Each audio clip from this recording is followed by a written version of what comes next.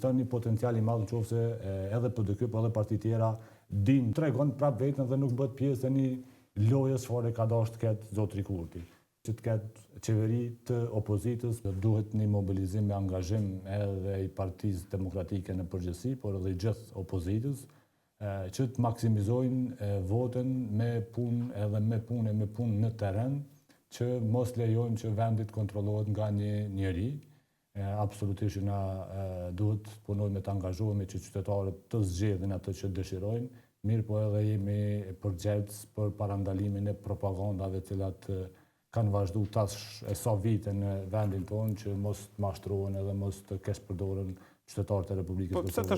PDK duhet të futet në zgjedhje edhe të punoj që të maksimizoj votën në këtë afat kohor çfarë është. Do thonë rezultatet duhet të shohim, të presim sa do të jetë ulja e vetëvendosjes, sa do të jetë ngritja e partive tjera, mirë po ajo çka e shoh unë si dikush që goxha gjatë në zgjedhje, ekziston një potencial i madh nëse edhe PDK po edhe parti tjera punojnë. Një person i cili ka vullnetin, dëshirën për dal edhe për të ofruar vendit një zgjidhje,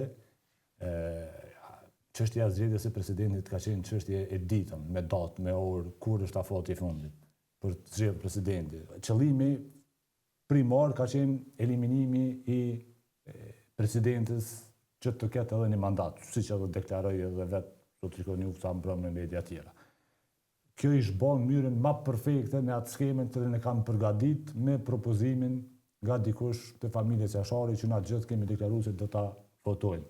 Mirë po, familja Jashari si familje historike me vendimarrje çdo herë shumë të kujdesme për vendin, tregon prap vetën dhe nuk bëhet pjesë e një lojës çfarë ka dashur të ketë zotri Kurti.